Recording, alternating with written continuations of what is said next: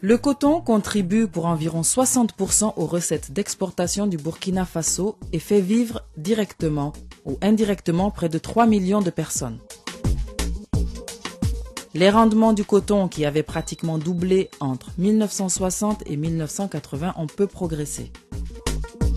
Au nombre des contraintes qui freinent l'accroissement des rendements en culture cotonnière, figurent en bonne place la dégradation du couvert végétal et l'épuisement des sols, d'où le défrichage des nouvelles terres, ce qui a entraîné un accroissement très rapide des superficies cotonnières. Cette tendance à l'extension a eu des impacts visibles sur l'environnement, notamment la réduction considérable des superficies boisées et la dégradation des sols. Il faut ajouter à ces facteurs limitants le développement du parasitisme du cotonnier à travers un complexe de ravageurs dont la maîtrise passe par l'utilisation d'importantes quantités de pesticides. C'est dans ce contexte que le programme de renforcement du secteur coton en Afrique de l'Ouest et du centre WASIP de l'IFDC, Centre international pour la fertilité des sols et de développement agricole, en partenariat avec l'Association interprofessionnelle du coton du Burkina, AICB, apporte son expertise et son appui à la recherche et à la vulgarisation des nouvelles technologies pour augmenter la productivité agricole. Le WASIP a réuni à Bamako les chercheurs des 4 pays, à savoir le Bénin, le Burkina Faso, le Mali et le Tchad, avec également des experts de l'université de Tuskegee qui nous accompagnent dans ce travail. Ces experts ont mis ensemble les paquets technologiques qui sont éprouvés au niveau des pays, des différents pays, et ce sont ces paquets technologiques que nous essayons de promouvoir. Tels que par exemple comment maintenir la capacité du sol à continuer à donner de l'aliment aux cotonniers, ce que nous appelons la fertilité du sol. Comment par exemple bien utiliser les produits chimiques, que ce soit les engrais ou les insecticides qui sont utilisés pour lutter contre les ravageurs des cultures.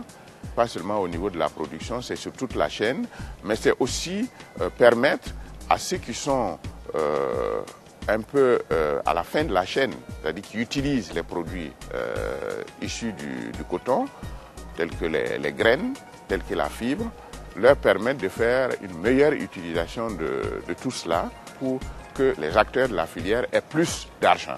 Dans cet itinéraire, vous avez évidemment le matériel végétal, c'est-à-dire les variétés de coton que vous utilisez.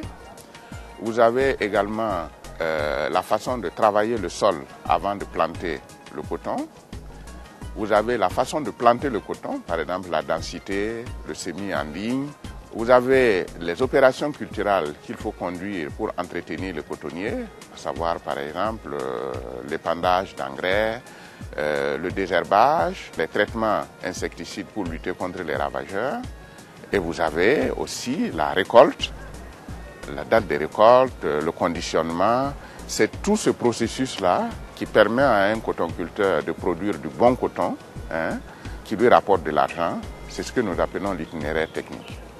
Nous avons adhéré à ce projet parce que le dialogue de montage de ce projet, nous avons participé et nous avons dit nos préoccupations. Nous avons voulu que ce soit nos préoccupations qui soient prises en compte. La formation au niveau des producteurs d'un certain nombre de projets et former certains agents qui vont accompagner les producteurs. Il y a également des formations au niveau des sociétés cotonnières sur la qualité du coton. Le cotonnier est bien connu pour être une plante exigeante en nutriments. Pour cela, il y a différents types d'assolement. On peut utiliser ce qu'on appelle de la fumure organique. Ça peut être du fumier, ça peut être aussi du compost, qui apporte à la terre une certaine qualité profitable aux cotonniers. On peut également apporter des engrais chimiques, qui sont donc des aliments concentrés, pour comparer ça un peu à l'alimentation du bétail. Et on peut aussi associer les deux, n'est-ce pas? Alors bien sûr, à cela, il y a toutes les pratiques traditionnelles qu'on peut mettre à profit, telles que les jachères, lorsque les terres le permettent. Alors toutes ces conditions sont des conditions qui sont profitables aux cotonniers. La formation sur la gestion intégrée des ravageurs a consisté à une formation de producteurs en la reconnaissance des ravageurs, des différents types de ravageurs qui sont dans un champ de coton, à savoir les carpophages. Parce que là, ils s'attaquent directement à ce pourquoi on cultive le coton, la capsule. Ils bouffent les boutons floraux et les capsules. On a Helicoverpa qui est l'insecte le plus redouté, qui est très prolifique, qui pond beaucoup d'œufs sur une parcelle et qui est polyphage. Une seule chenille peut manger sur un pied toutes les capsules d'un même cotonnier. On a Earias qui lui aussi est virulent, mais aussi peut s'attaquer à des très jeunes stades même du cotonnier. Avant même que le cotonnier ne soit en capsulaison, peut s'attaquer au cotonnier. Et on a un autre qui est Diparopsis, qui est comme je le dis, qui aussi s'attaque.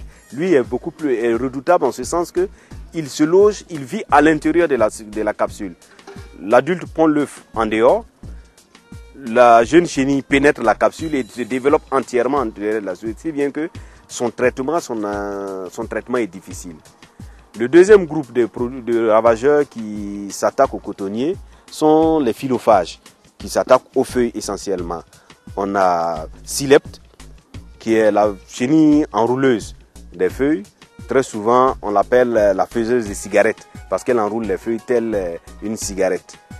Et on a dans le troisième groupe, c'est le piqueur-suceur, qui est représenté par les piqueurs-suceurs et dont on peut citer dans ce groupe-là la mouche blanche et les pucerons. Eux qui s'attaquent aux feuilles, mais qui sucent toute la sève des feuilles, mais le plus danger, c'est qu'en suçant la sève, souvent introduisent des virus qui peuvent provoquer d'autres maladies plus dangereuses pour le cotonnier. Et la troisième phase, dans le cas de la protection phytosanitaire, a consisté à la protection même de l'applicateur. Parce qu'il faut bien pouvoir utiliser les produits phytosanitaires dans des risques mesurés. Nous avons d'abord procédé par une formation des agents d'encadrement qui sont déployés sur le terrain. Chaque agent a eu à former dans son centre un certain nombre de producteurs, chefs d'exploitation. Ces chefs d'exploitation également ont eu à former des producteurs dans leur centre. Et par une méthode de sensibilisation et de démonstration, tout producteur pourra avoir l'information pour ces paquets technologiques-là que nous sommes en train de diffuser. La restitution de Wassip s'est bien déroulée. Avant ça, on avait fait des formations avec le formateur à Koudougou.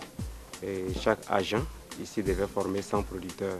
On avait délimité 2 hectares, un réservé à lutte sucée et l'autre pour le témoin.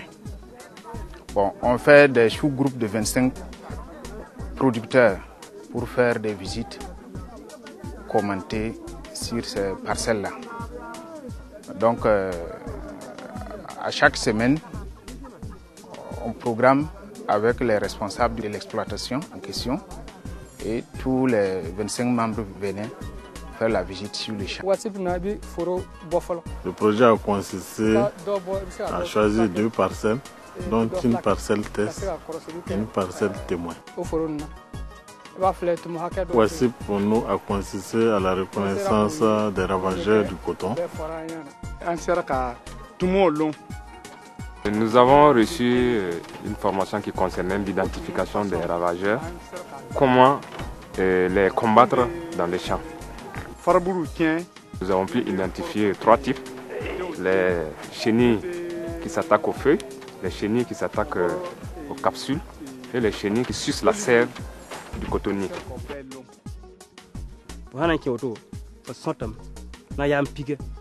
Pour identifier les ravageurs dans les champs, on compte 10 foulées de pas. À la 10e foulée, on observe d'abord les tiges de coton à la recherche des mouches blanches. Ensuite, on inspecte les feuilles et enfin les capsules pour rechercher les différents parasites.